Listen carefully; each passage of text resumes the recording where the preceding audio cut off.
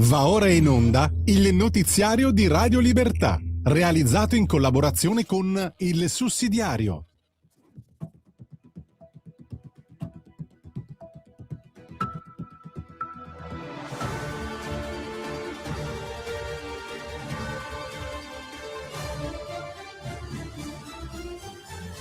Buongiorno e benvenuti al TG di Radio Libertà in collaborazione con il sussidiario.tv. È venerdì 15 maggio 2026. Trump e Xi si sono seduti al tavolo.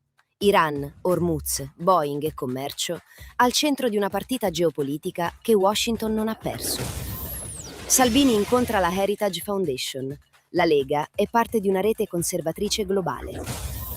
Sul fronte difesa, il governo valuta SAFE, ma Giorgetti frena sul riarmo europeo.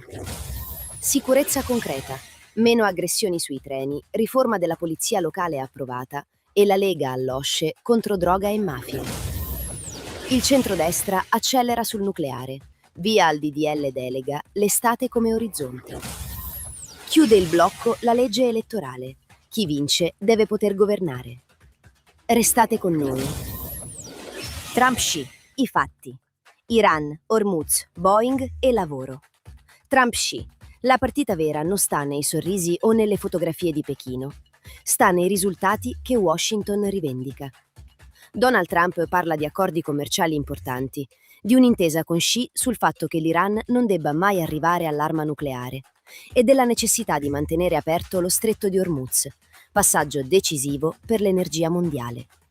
Nel racconto di Fox News, Trump mette sul tavolo anche industria e lavoro. Pechino avrebbe accettato l'acquisto di 200 Boeing. E con Trump, in Cina, c'erano i grandi nomi del capitalismo americano, dalla tecnologia alla finanza. Xi mostra la forza dello Stato cinese. Trump porta imprese, energia, aerospazio e posti di lavoro. Altro che sconfitta diplomatica. Qui si misura la potenza reale. Salvini, riferimento del campo conservatore, asse con Heritage Foundation. Matteo Salvini guarda al cuore del mondo conservatore americano. Il leader della Lega ha rilanciato il suo incontro con Kevin Roberts, presidente della Heritage Foundation, uno dei centri più influenti del pensiero conservatore statunitense. Non è una fotografia diplomatica, è un segnale politico. Salvini si muove dentro una rete internazionale che parla di sovranità, sicurezza, confini, famiglia, tasse più leggere e libertà economica. Gli stessi temi che negli Stati Uniti animano la stagione trampiana e che in Europa vengono liquidati con sufficienza dalla sinistra.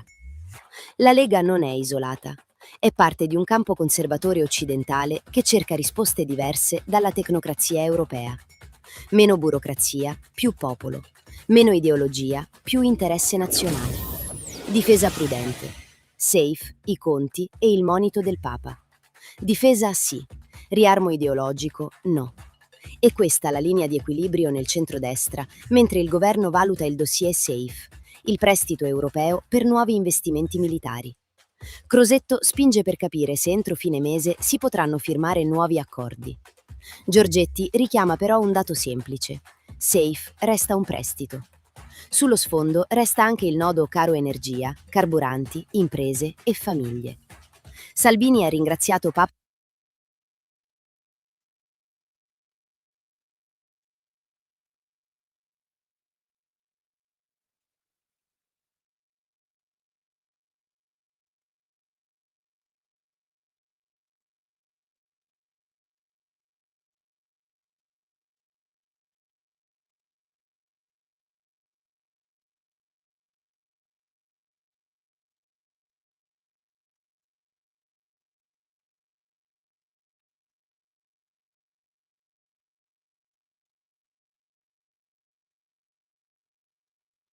Di quasi il 60% e i furti in stazione del 45%. Quando si investe in presidio, prevenzione e controllo, i risultati si vedono. Alla Camera passa anche la riforma della polizia locale, attesa da anni, mentre Zoffili porta in sede OSCE la lotta a droga e mafie, con una priorità: proteggere i ragazzi. 3 segnali diversi, una sola linea. Più Stato sul territorio, più tutela per cittadini e famiglie. Nucleare avanti. Energia senza tabù.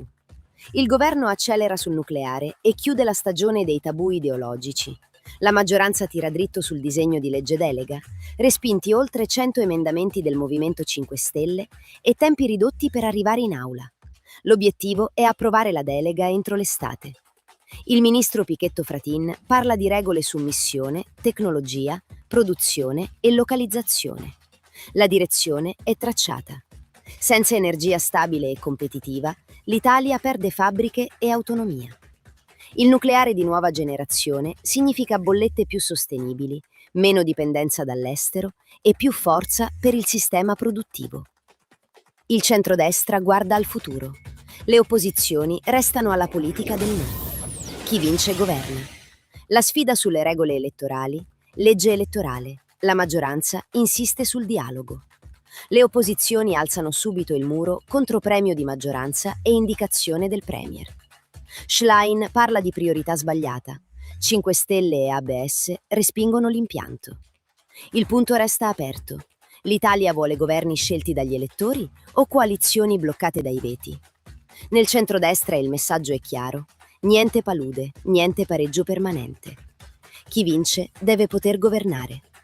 Da una parte la governabilità, dall'altra il potere di interdizione del campo largo.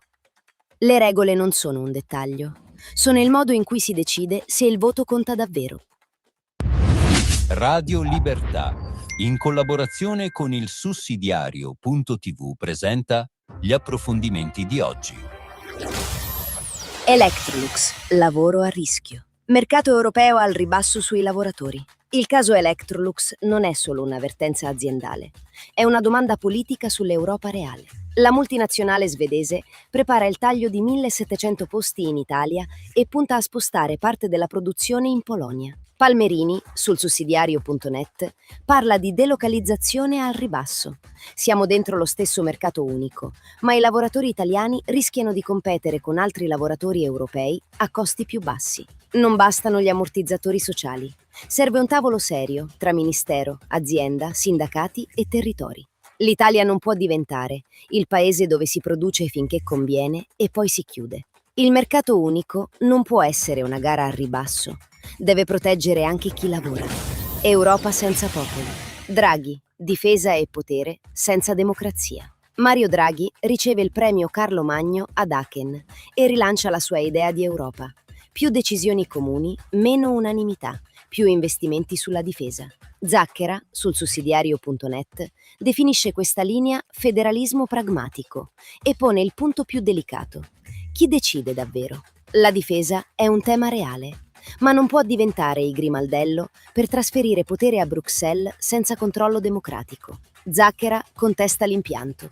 Un'Europa che centralizza decisioni mentre i cittadini restano sullo sfondo. È lo stesso nodo del governo italiano. Crosetto spinge sugli investimenti militari, Giorgetti richiama prudenza, Salvini valorizza il monito del Papa. Difesa sì, interesse nazionale sì, ma non un'Europa che chiede soldi e armi senza rimettere al centro popoli e consenso democratico. E con questa analisi si chiude una nuova settimana passata in compagnia del TG di Radio Libertà in collaborazione con il sussidiario.tv. Un augurio di un buon weekend a tutti e appuntamento alla settimana prossima qui su Radio Libertà. Avete ascoltato il notiziario di Radio Libertà, realizzato in collaborazione con il Sussidiario.